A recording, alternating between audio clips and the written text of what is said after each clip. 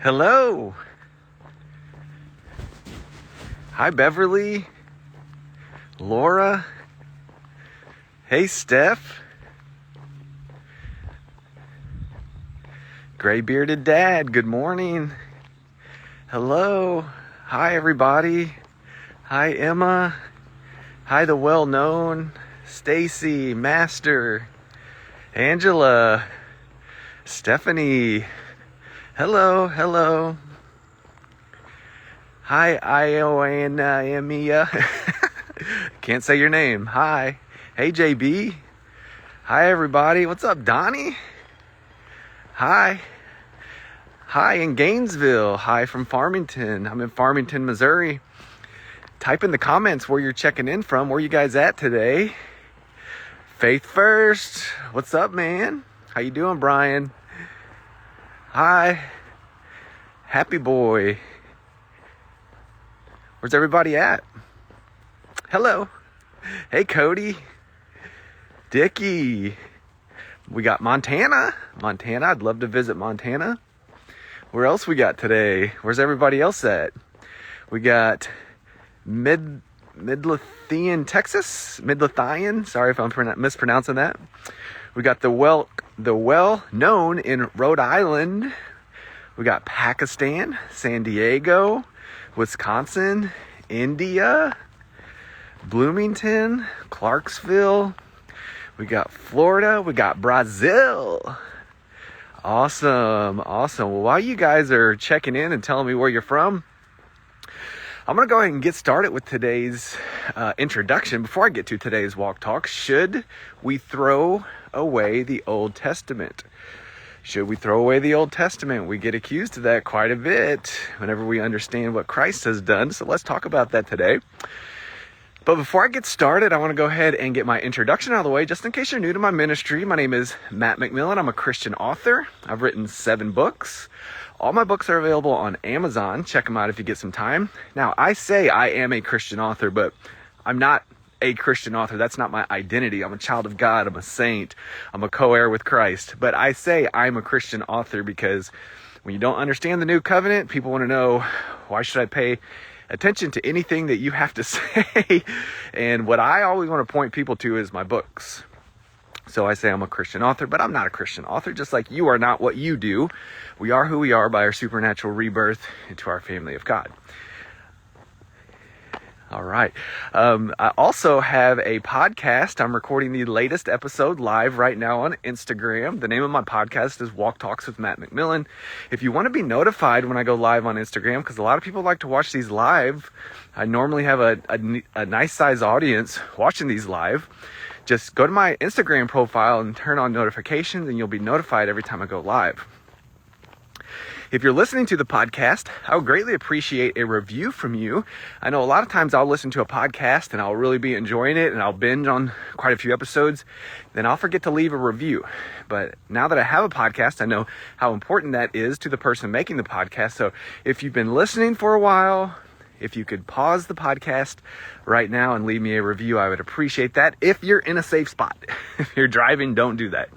I know a lot of people listen to the podcast when they're driving, but when you get stopped, when you get to the gym, when you get to work, wherever you're going, school, leave me a review. I'm also on YouTube. If you're watching on YouTube, thank you for watching on YouTube. Maybe you've been watching for a while. Hit that subscribe button and you will be notified whenever I release a new walk talk, because I put these on YouTube and a lot of people enjoy the YouTube format. Now, if you're watching on YouTube, give me a thumbs up. And then if you want to be notified via email or text or however YouTube does it, I'm not super YouTube savvy just yet, but hit that notification button on YouTube. I'm not a pastor. I'm a regular person just like you. The word pastor is only used once in the New Testament in Ephesians chapter 4, and we don't see any list of qualifications to have a position. We don't see named pastor. We don't see any list of authority. So where are we coming up with this connotation that people with the title of pastor have qualifications to do that, what we want to say that's a pastor, or authority? And authority means they can punish you. It's not in the Bible. So this notion of A hierarchy where the top person is a pastor was actually created by one man, Ignatius of Antioch. Around 100 AD, the Apostle John had just passed away, and he was looking for ways to create order, and erroneously he began to Judaize Christianity. So he created a title of pastor, started putting people in charge, and then it was all downhill from there. By the year 250 AD, the pastoral position was pretty much commonplace. But when we go to Scripture, nobody named pastor is in charge. Nobody's in charge of you. In fact, Jesus said, it will not be like this among us. That's how it is with the unbelievers, where they have people who exercise authority over others. He said, it's not going to be like that among us. We are brothers and sisters.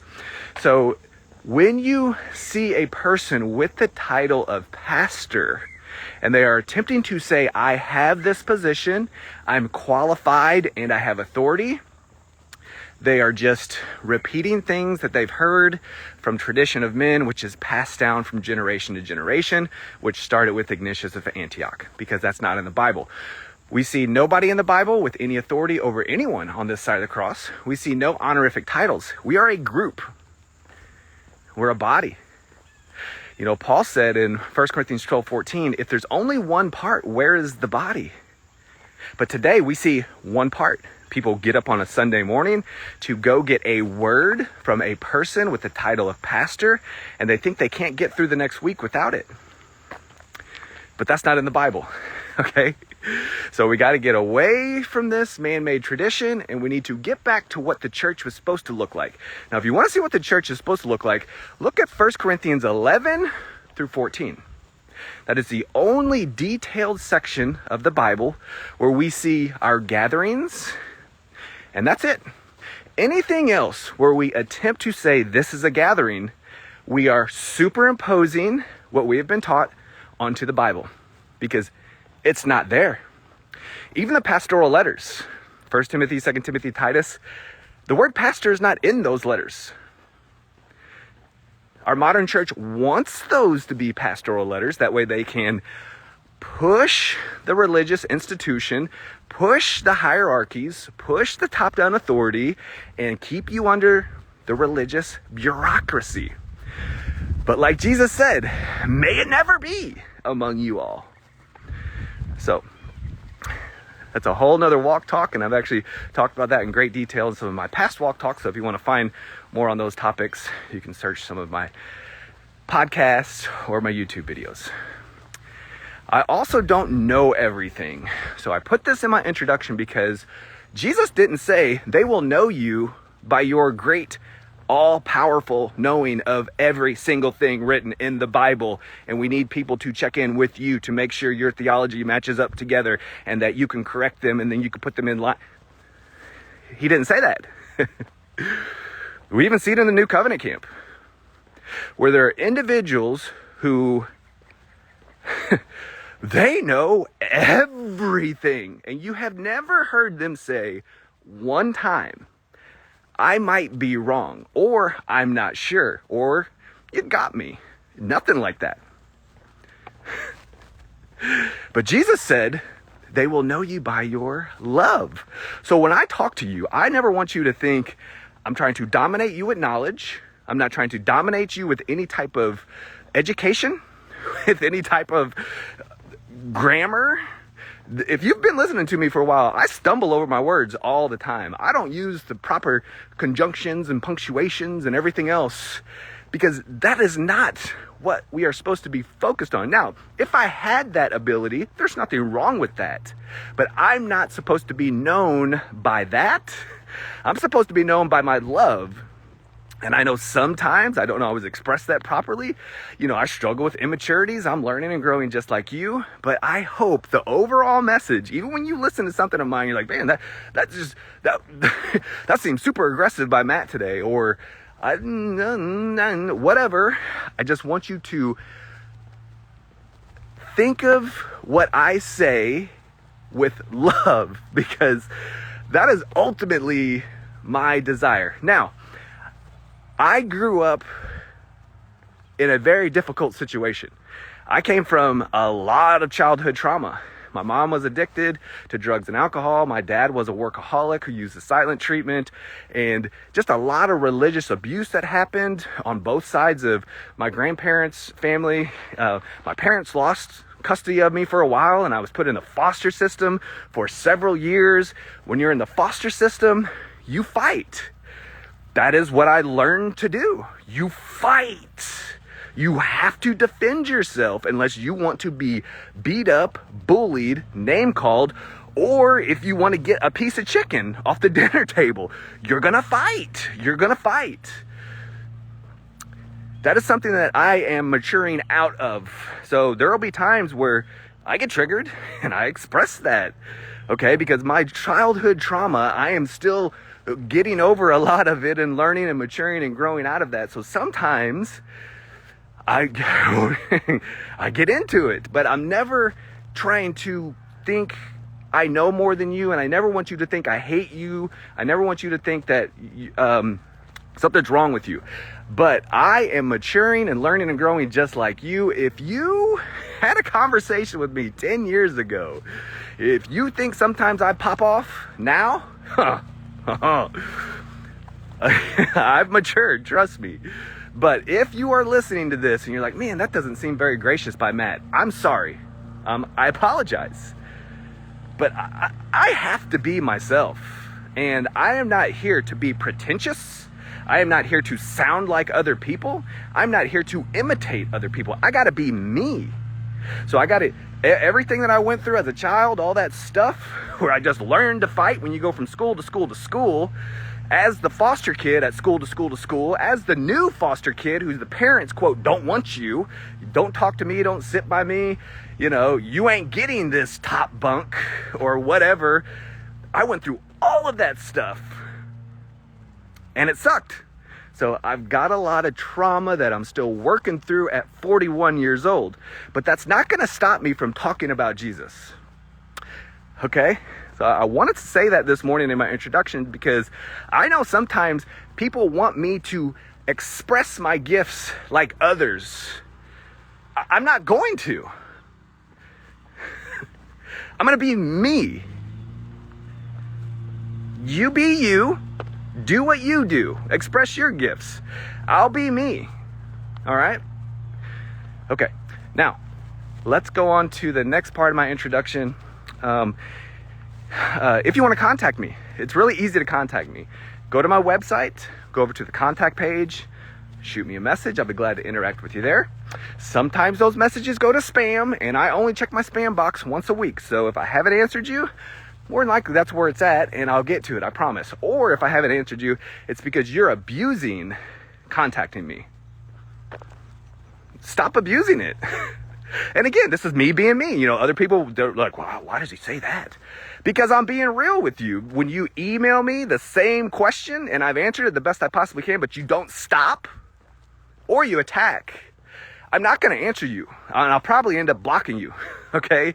So have some scruples when you contact me. Please reach out. I welcome that. But I'm not going to read a full book that you send to me. And if my answer that I gave to you was not sufficient, just leave it at that. We'll agree to disagree. Okay? You keep your thoughts, I'll keep my thoughts, and then we'll go on with our lives. But when you repeatedly abuse interacting with me, I'm not going to respond. And then if you keep it up, I'm going to block you. Everybody else, that's a very small percentage. Very small percentage. But I'm going to put that in the introduction because it needs to be said. And when you message me on social media, I don't answer those. Boundaries, people. My message button on my social media is for close family and friends.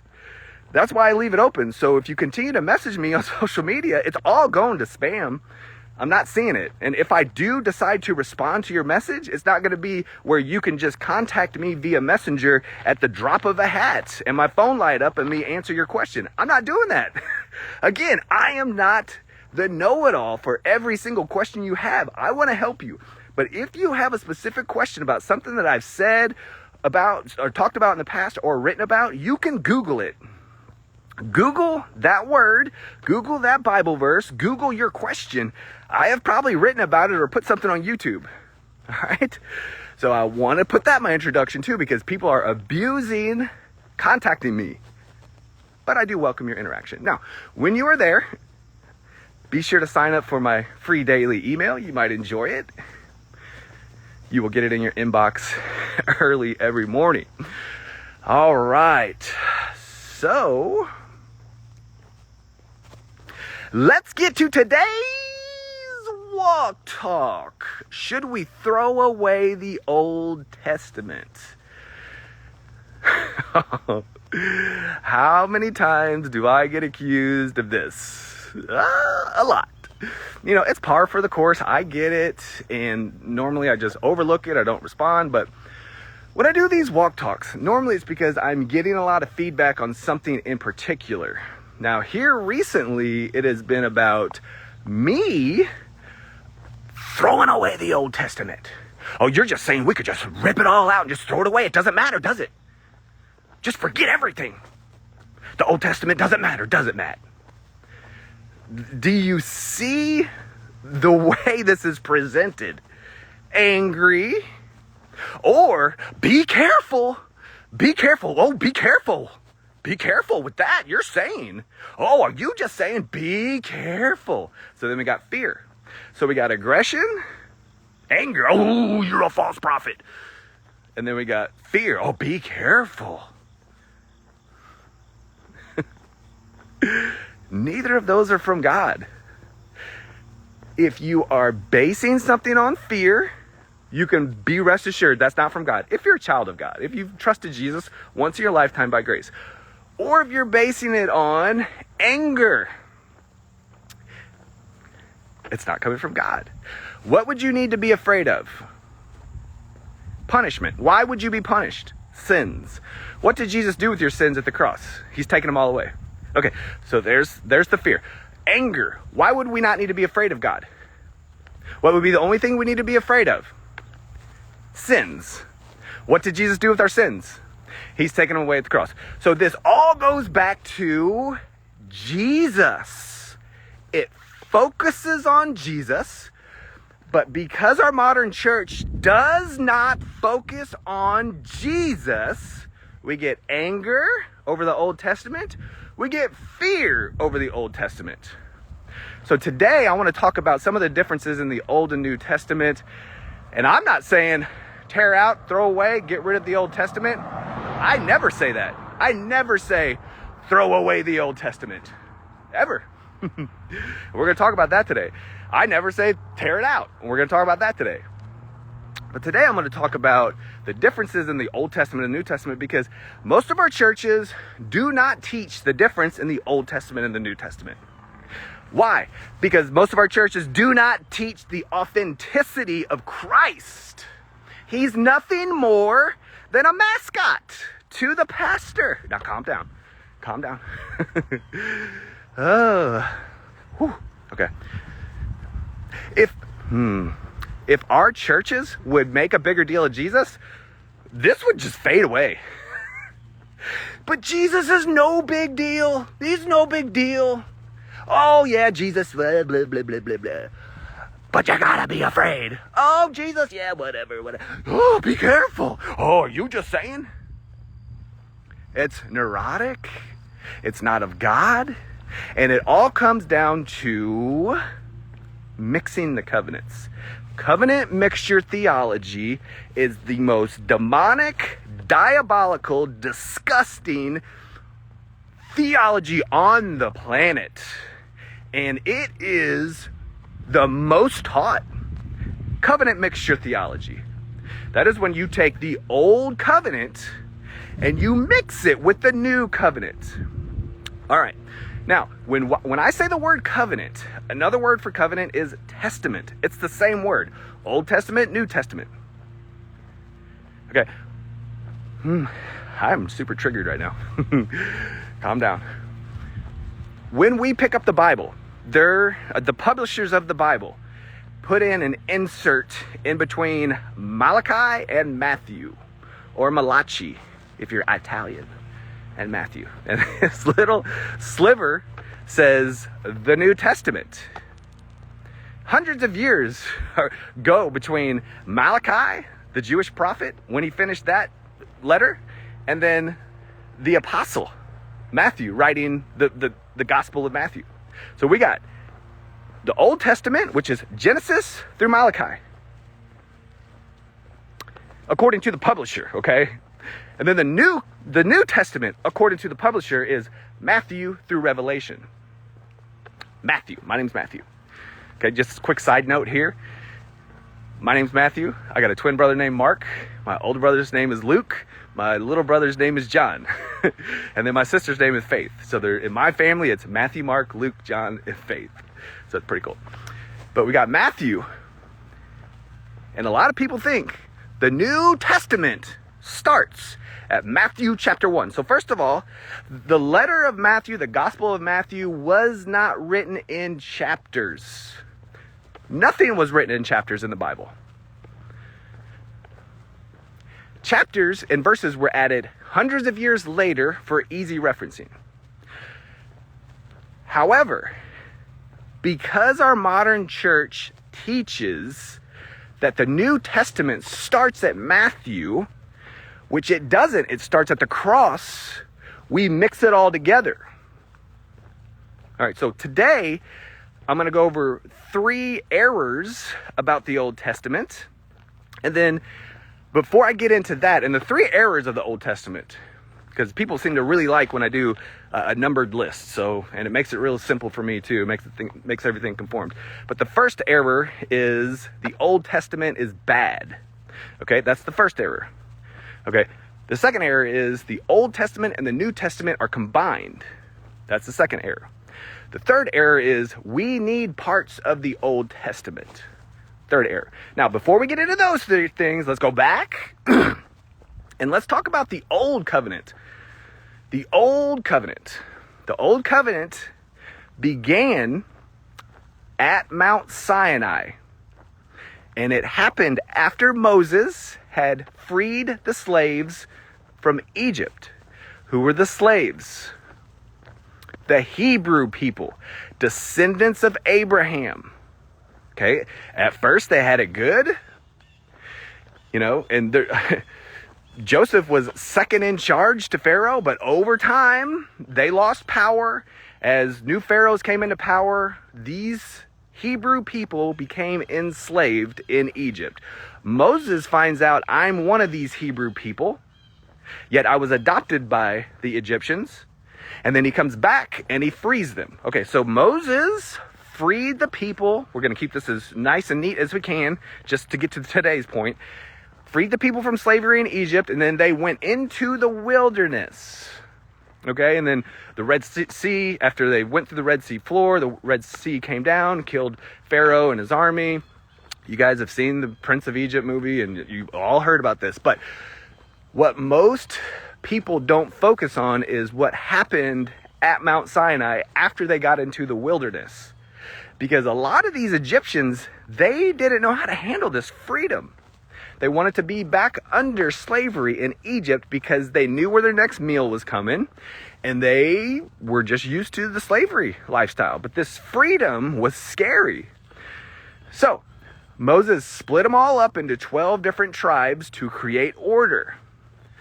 Moses also was the mediator of the Old Covenant, the Old Testament. Now, we say Old Testament is Genesis through Malachi. That is just for publishers' purposes. That's not actually the Old Testament. The Old Testament is 613 commandments that were put in place by Moses through God, by God through Moses at Mount Sinai. 10 of those 613 commandments were the 10 commandments. Now in Deuteronomy, the Bible says, do not add to the law, do not take away from the law. The law is the package deal of the 613. Okay, so the law, the Old Covenant is the actual agreement. The law is all 613 commandments. If you want to know what the 613 commandments are, I've got them saved on my phone. I could open it up right now and read it to you. Just Google, what are the 613 commandments in the law? You will get bored to tears before you finish reading all 613.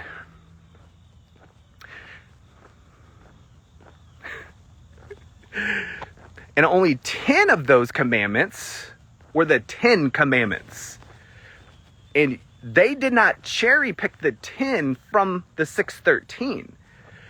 In Exodus, they said, we will do everything written in the book of the law. We will do it all, Lord.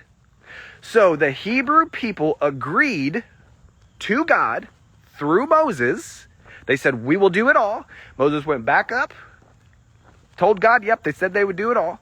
And clearly God knew he's God.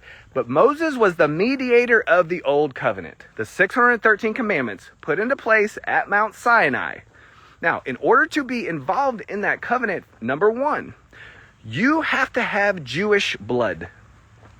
If you are not a descendant from those who were freed from slavery in Egypt, you, the book of Ephesians says, were without hope in regard to that covenant.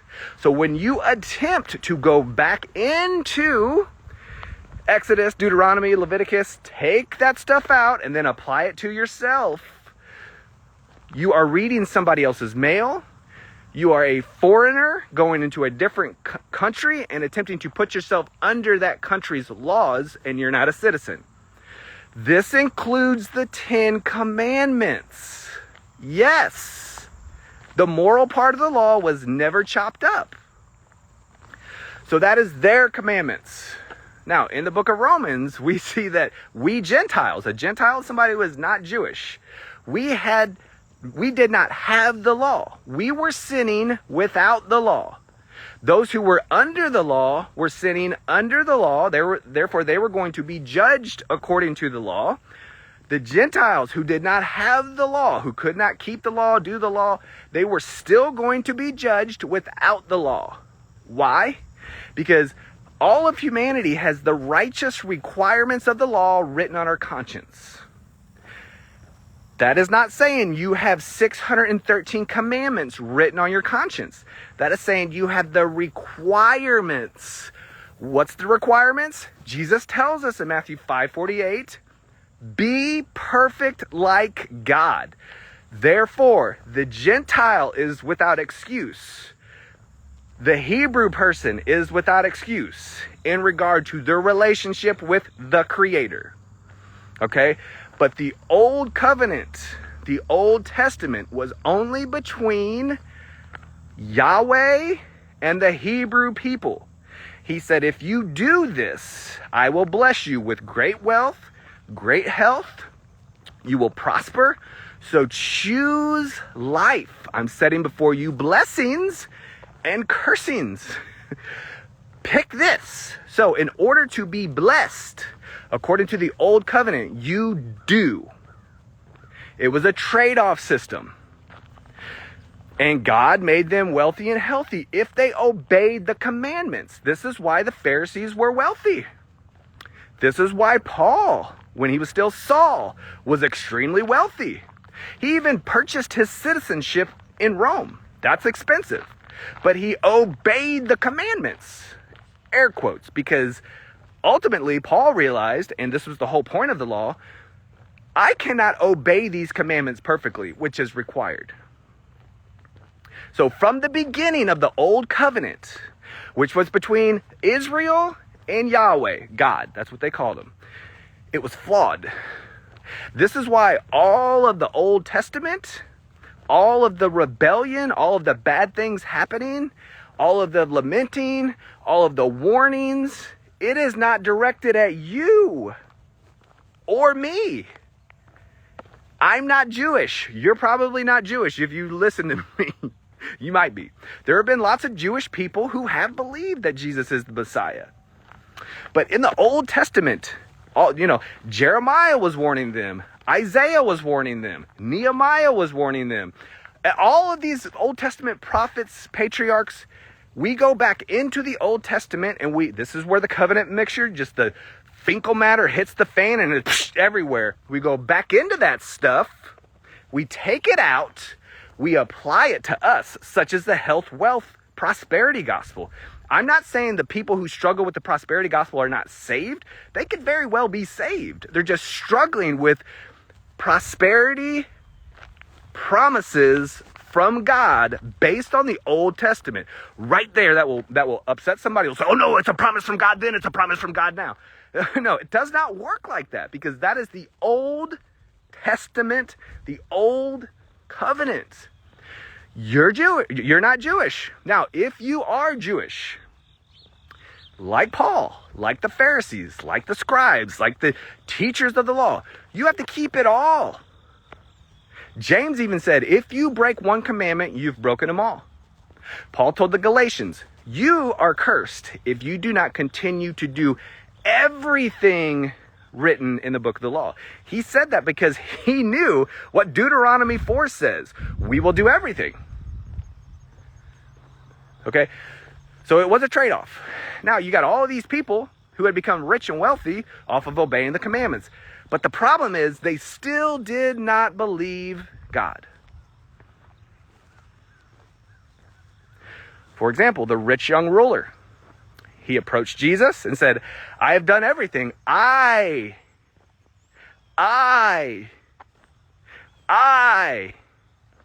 have kept all of the commandments from my youth. Why was he rich? The Old Covenant. Do this and I'll bless you. And he lists a bunch of the moral laws. He says, you lack one thing. And a lot of people will say, well, he told him to go sell everything because he was greedy. No, that's not why he told him to sell everything. He was trying to get him to focus on Jesus, me, Jesus. He's saying, you gotta repent towards faith in me, not continue in obeying the commandments to receive great wealth. He was rich because God said, I will bless you with great wealth, okay? That's the Old Testament. That's the Old Covenant. All right, now, the Old Covenant was put into place through blood. Now, just quick side note here.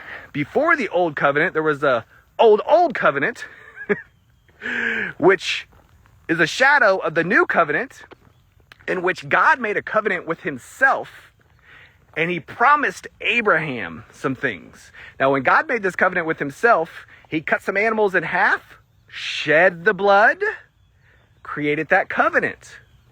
Now, the New Covenant, and what was this? Oh my gosh, I get so excited when I think about the promise made to Abraham. A lot of people think Abraham had a covenant with God. No, God had a promise to Abraham. That covenant was a unilateral covenant. It was just God. God went through the bloody animal carcasses and promised Abraham something. I will make you the father of many nations. What's many nations? Hello, look around. The entire planet, not just the Jews. He was foreshadowing the new covenant, which would come after the old covenant. So you got that Abrahamic covenant, and then the old covenant drops in here on the timeline and goes, and then the new covenant comes into play at Jesus. All right, but back to the old covenant. The old covenant, the old covenant, which is the covenant with Abraham, was brought into place through blood. So was the old covenant at Mount Sinai.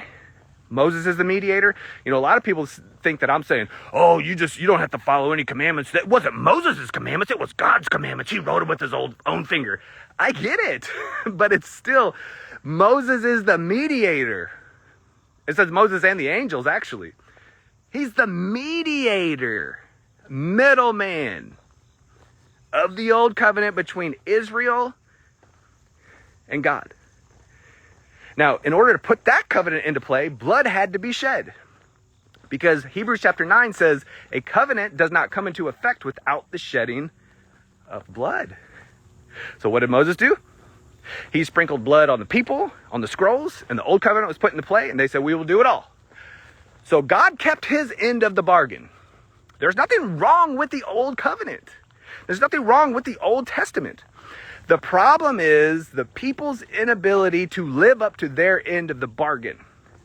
This is why Romans chapter 5 says the law was brought in so that sin would increase. But we think that we got to put people under the 10 Commandments so that they'll sin less. But according to the Bible, Romans chapter 5 says the law was brought in so sin would increase. Why? Paul continues, so that grace would increase. As in, I cannot do this, I have to trust God instead. That is the purpose of the law, to bring you to the end of your own self-effort. So, the old covenant was brought into play through Moses, God, Israel, animal blood. Now, the old covenant stayed into effect for what? 1,500 years, something like that. Along comes Jesus. Now, a lot of people think the new covenant or the New Testament begins at Matthew chapter 1, and it does not. The new covenant does not begin at the crib of Jesus. It begins at the cross of Jesus. Why? Blood. Calm down. I'm triggered again. But our modern church does not make a big enough deal of the blood of Jesus. I did a TikTok yesterday about 3 reasons about the power of the blood of Jesus. And it just, those who struggle with covenant mixture theology just came out of the woodwork, and it was all focused on the blood of Jesus. But because this is not taught, people are not confident in the blood of Jesus. But the cross, the blood of the Messiah, brought in the new covenant. Okay, so when a new covenant is put into place, and Hebrews chapter 9 says, Christ is the mediator of the new covenant. He has set them free from the first covenant. Oh my God, if that could just be preached everywhere today. It's Sunday, but you won't hear that. Christ is the mediator of the new covenant, but yet we want to put people under the law. Oh, but the law, see what they do? They go back to God, have it, but there's a new covenant. Hebrews chapter 9 says, Christ is the mediator of the new covenant. The old covenant you have been set free from. Hebrews chapter 9. Hebrews chapter 8 says the old covenant is now obsolete. It's obsolete like a payphone. So only blood can bring in a covenant? What did Jesus do at the cross? He bled. And his blood is perfect. So it only had to be shed once. Unlike the animal blood that had to be shed year after year after year after year for atonement, after the old covenant was put into place through animal blood, the new covenant set all the bloody stuff aside because Christ finished it. That's why he said, it is finished. So the old covenant is set aside. At the Last Supper, Jesus talked about this. He said, this is the blood of the covenant in my name. So all of his disciples sitting around him, they would be like, there's only one covenant, and Moses put it into play. But he was telling them the symbolically the event that was getting ready to happen, because they knew that the old covenant was put into play through animal blood. So the new covenant was going to be put into play, come into effect through my blood. That's why Jesus said it. So many people see the word commandment in scripture and they're like, Jesus said, if you love him, you will keep his commandments. And then they go to the 10 commandments.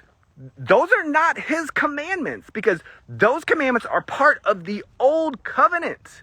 That's why he said, my commandments. And when he said this, he was saying this to people who were under the commandments of Moses. And remember, the commandments of Moses cannot be modified. Those were not the commandments of Jesus. Those were the commandments of God. Yes, Jesus is God, but that was according to the old covenant.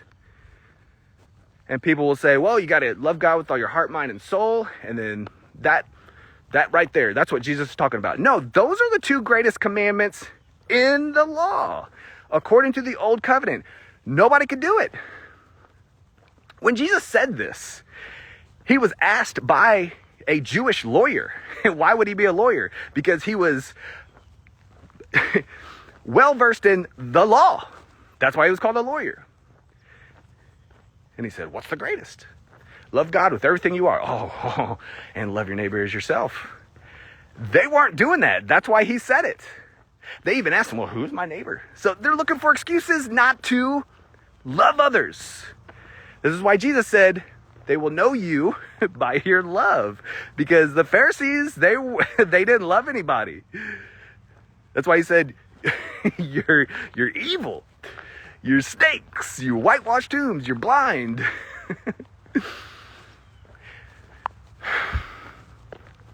But we got the old covenant between God and Israel. Mediator is Moses. And then we got the new covenant or the New Testament. But because the publisher has that New Testament page in Scripture between Malachi and Matthew, people think that's where the New Testament starts. The New Testament starts when Jesus died. Okay? And when that happened, they are now free and clear, set free from the Old Testament. So let's go over the 3 errors about the Old Testament, because today's title is, Should We Throw Away the Old Testament? So today, let's talk about 3 of those. All right. So number 1, the Old Testament is bad. The Old Testament is not bad. I never say that the Old Testament is bad. That's Antinomianism. You know, Antinomians say something is wrong with the Old Testament. Something is wrong with the law. I'm not saying that. I'm saying the same thing that Paul said in Romans chapter 7. The law is perfect. The problem is when you put somebody under the law and you try to get them to behave. And we see Romans chapter 7, Paul describes his past life in a first-person, present-tense story of his attempt to obey the commandments. Now, some people will say, no, this is the normal Christian life. Romans chapter 7, Paul is just saying, miserable man that I am. But if you read the context, what is he doing? He's trying not to be jealous. Coveting thrived in me of every kind. Coveting. And what's coveting? One of the 10 commandments. Thou shalt not covet. So when you put somebody under the law, even though they're saying the law is good, the law is perfect, but I can't do it. Who will set me free? Jesus. So the law is not bad. The law is perfect. The law is an impossible standard. The law is meant to increase your realization that I need grace. And the Pharisees wouldn't do that. They called people sinners who weren't acting like them. They called people sinners who weren't obeying they called Jesus a sinner. And why did they call Jesus a sinner? Well, they called him sinner several times. But one time they called him a sinner because he doesn't obey the Sabbath. This guy's a sinner. He doesn't obey the Sabbath. What did the blind man say after that? I don't know whether he's a sinner or not, but I was blind, now I can see. So I'm going to believe whatever he says. But the Pharisees, they were focused on the rules. They were focused on the regulations. They were focused on the commandments brought into play at Mount Sinai, and they did not show anybody mercy. This is why they killed Jesus. You know, if you're new to Christianity and you think Jesus just killed by some bad people. No, Jesus was killed by the most well-behaved people on the planet. Because he called out their hypocrisy. Woe to you! Woe to you! Woe to you! A lot of people think, oh, that's just the nasty person who's drinking all the time, going to the club, watching the porn, sleeping around, whatever. Oh, no. The woes were directed at those who were obeying the law, the commandments, the Old Testament, better than everybody else. So the law is not bad. The Old Testament is not bad. Okay? That's the first error. Second error. We need to combine the Old Testament and the New Testament. This is where everything goes downhill. If it's in the Bible, it applies to me. Oh, Jesus said it, so you need to do it. Oh, it's the red letters. We definitely got to take those serious. Oh my gosh. That is some of the most demonic theology. It is the most demonic theology, this covenant mixture, mixing the Old Testament and the New Testament. Because we just can't fathom fathom the fact that there's a new covenant, there's a New Testament. And when you hear this, you think we're saying disregard the Old Testament. No, don't disregard the Old Testament. Read the Old Testament based on what Christ has brought in at the cross. Nothing needs to be taken out of the Bible. It all needs to stay exactly how it is. Don't throw any part of it out. But you need to read every word of the Bible based on the new covenant. So when you go back into the old covenant, you see all these threats. That's not directed at you. That's directed at Israel because they could not live up to their end of the bargain. The author of Hebrews says the old covenant was flawed because the people's inability to live up to their agreement. Not the covenant itself.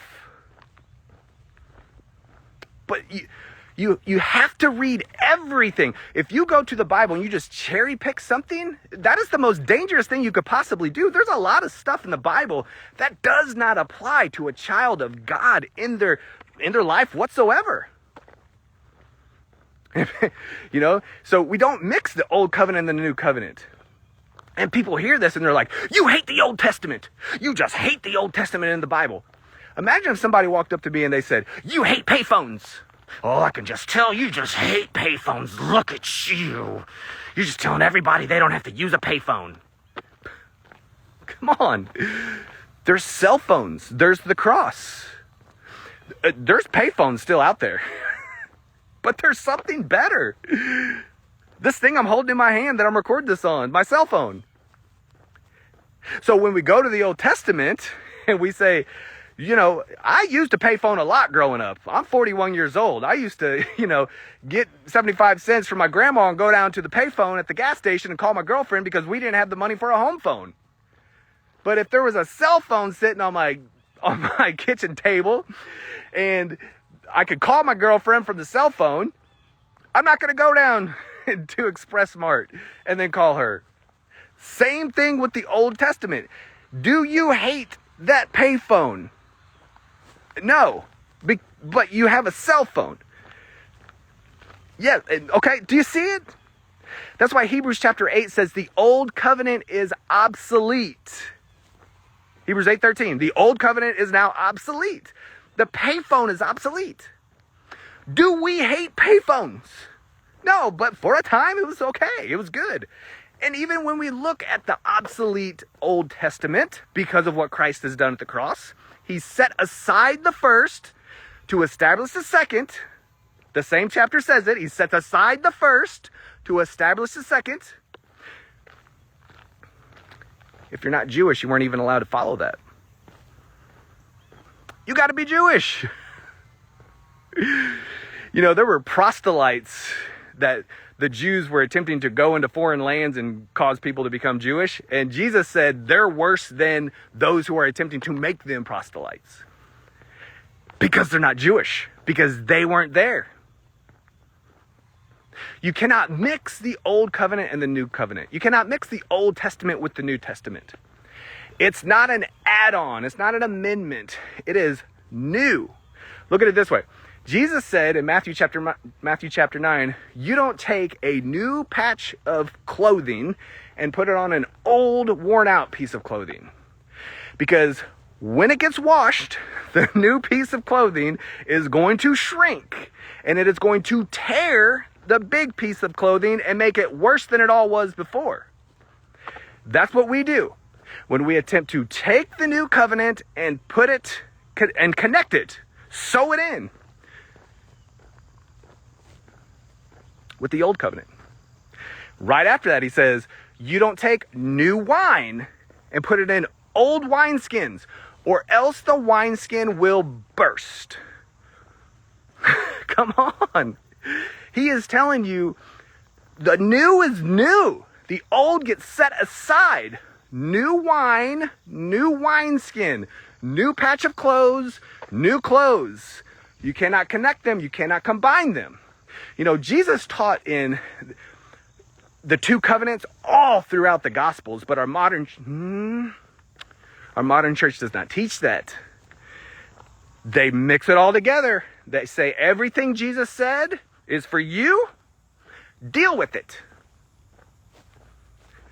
But I'm a Gentile, so my hope didn't even come into play until the new covenant was brought in at the cross. That's why Jesus said the Gentiles will have hope in me. This is why the Canaanite woman was shooed away by the disciples. And she said, I just want the crumbs from the table, because she knew that the Jews seen her as a dog. Because she wasn't there at Mount Sinai. She doesn't have the covenant. She doesn't have the lineage. She doesn't have the oracles of God. The Samaritan woman was like, why are you talking to me? You're Jewish. Come on. And then the new covenant was brought into play. And Jesus taught in the covenants so often, and we miss it. Let's talk about a couple of those for a moment, because the old covenant and the new covenant, it's not an amendment, it's not an add-on, it's a difference. And Jesus talked about the differences. First of all, anytime Jesus was asked a law-based question, he gave a law-based answer.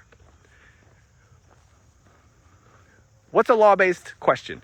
An impossible standard. What's a law-based answer? An impossible standard. What is the point of the law? Law was brought in so that sin would increase. So you ask me a question according to the law, you're going to get a question, you're going to get an answer according to the law. Okay, so that your realization for grace will increase. Okay, but let's look at a couple of these. We got Martha and Mary. Martha's just running around doing all this work. And Jesus is there. Where's Mary? Sitting at his feet. Martha is a picture of the old covenant. Work, work, work, work, work. Gotta do. Get on to her, Jesus. She's just sitting there still and not doing anything. What'd Jesus say? Martha, Martha. You're worried about many things, but only one thing is needed, and Mary has chosen properly. The new covenant. The prodigal son. So many people think that the prodigal son is the son who ran away. Not at the end of the story. The prodigal son was the legalistic, law-keeping son who stayed home and thought that the father owed him because he did stuff. Old covenant. The new covenant, we Gentiles who fled away. And he came back and put a ring on his finger, a robe on him. You know, that's one way to look at it. Some people look at that differently, but I see the prodigal son as the difference in the old covenant, which is the son who stayed home. The new covenant, which is the Gentile who went away. Then we have the comparison in the parables. We have the parable of the talents compared to the parable of the vineyard workers. So the parable of the talents is a law-based reward system. They're even called slaves. Then you have the parable of the vineyard workers. At the end of the day, they all line up to be paid, and they all get paid the same. That's grace. But there's so many shadows of the old covenant and the new covenant in Jesus' teaching. So when you see something that's scary, it's directed at people who are attempting to do something according to the law. When you see something that's comforting, graceful, loving, it is directed at those who have trusted him. You know, Jesus said, the work of the Father is to believe. Think about that. He turned the word work into belief. The work of the Father is to believe in the one whom he has sent.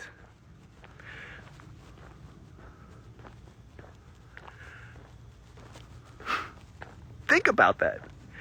You know, the people in Matthew chapter 7, depart from me. They never did the will of the Father. And then in John chapter 6, verse 29 and verse 40, he says the same thing. He answers what the work of the Father is, the will of the Father. Believe. And they wouldn't do it. So he taught in different covenants. He taught in a law-based standard, a grace-based standard, and if the shoe fits based on what you have believed about me, put it on. So when he says nobody will snatch you out of my hand, you have trusted him. When he says I will be in you and you will be in them and all of us will be in one together, shunk, the Holy Spirit in you, which would only happen after Pentecost, after he went to the cross. So we have to read everything that Jesus talked about in light of the covenant. You don't mix them. You don't put new patches of clothing on the old clothing. You don't put new wine into old wineskins. This is why Jesus said, this is why Paul said, a little bit of yeast leavens the whole lump. A little bit of law leavens the whole batch of new covenant. So you can't put them together. And this is also why Jesus said, beware of the yeast of the Pharisees. What's the yeast of the Pharisees? The commandments, the tradition of men from Moses.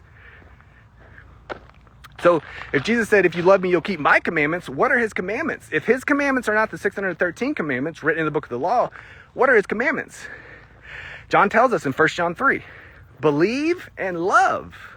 And he also says in 1 John 3, his commands are not burdensome.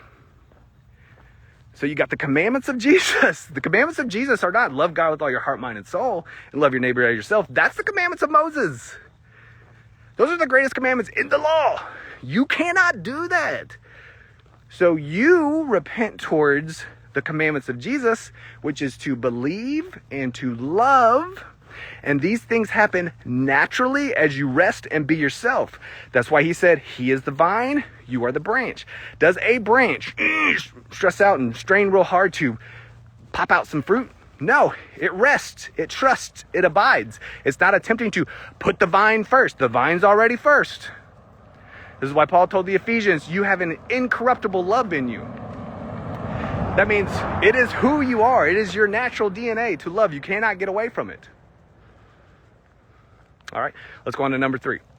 We need parts of the Old Testament. This is normally spoken about this way. We need to balance law with grace. That's normally how it's said. We need parts of the Old Testament. We need the 10 Commandments. We need tithing. We need parts of it. First of all, you're not Jewish. Second of all, Deuteronomy 4:2 says, do not add to, do not take away from. So those 2 things right there are against you from the beginning. But let's just say you can split it up. And let's just say you're Jewish. Mixing law in with grace, or balancing the law in with grace, is law. So let's say this. Let's say I have a glass of water here. Half of this glass of water okay, let me back up. Start this example again. Let's say I have 2 glasses of water. Both glasses of water are filled halfway up. In this glass, the halfway full glass is full of poison. In this glass, we have crystal clear water. We got a balance. We got water. We got poison. We got grace. We got law. Let's put them together. Let's balance them. Let's put them together. What do you got? You got poison. Paul said in 2 Corinthians 3 that the law is a ministry of death. And then he said, you have the Spirit, the ministry of life.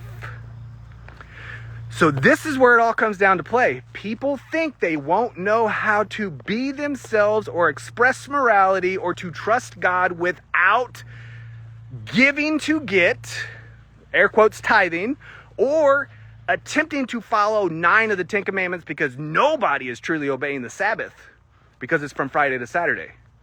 So they think if we don't have 10 of the 613, if we don't invest our funds, God won't. Or we won't know how to live our lives. But that is error according to 2 Corinthians 3. Because 2 Corinthians 3 says that is a ministry of death and condemnation. Death, condemnation. Oh, not tithing. We need tithing. No, you do not. You are never commanded to tithe. On this side of the cross, we are encouraged to give freely from the heart, not under pressure. What's pressure? You better, or else. And it says not under compulsion. What's compulsion? Oh, they gave and they got paid back. I'm going to do the same thing. Pressure, compulsion, neither of those things are from God. Plus the tithe was not even money. It's grain. It's cattle. It's food for the Levitical priests. And I've done so many walk talks on tithing and so many chapters in my books on tithing. Just Google it if you want to go deeper. And I'm not getting into that topic today. But the tithing, Jesus even said, tithing is a matter of the law. What is a matter of the law? One of the commandments. Multiple commandments. If you look at all the tithing commandments, it's not just one, it's multiple. The law was chopped up into sections as a whole book. So you had, the moral law, the wardrobe law, the ceremonial law, the tithing. You got all these different types of commandments in the book of the law. And all of it will cause you to sin. Romans 6:14 says, sin will no longer be your master because you're not under the law, but under grace. Romans chapter 10 says, Christ is the end of the law for all who will believe. And of course, the legalistic mindset who have heard this since the time they could walk, Christ did not come to abolish the law. A better translation of that is destroy. Because the original Greek word, it doesn't say abolish, it says destroy. And he didn't come to destroy it. He came to preach the true standards of it. And then in the book of Ephesians and the book of Colossians, we see that it is abolished for all who will believe. So if you attempt to follow the law for morality, for righteousness, you are either a Christian who is struggling with covenant mixture theology. You're still saved, but you're going to have to deal with sin in your life because sin gets stirred up through the law. Or you never trusted Jesus. You trusted the commandments. You trusted the law. It can't be both. So we don't need parts of the Old Testament. So should we throw away the Old Testament? No. Leave it there. We don't need to throw anything out. We need to keep everything in Scripture exactly where it is, but we need to read everything based on the New Testament, the new covenant that Christ brought in. Hebrews chapter 10 says this new covenant, the gospel, is a new and living way. The Spirit guides you. The Spirit guides you. The Spirit guides you. We don't hear that. Oh, that's nebulous. You can just come up with anything with that. Oh, no, you can't. Because God's laws, not law, but laws, L-A-W-S, plural, is written on your conscience. What's that look like? You have a natural connotation to express love.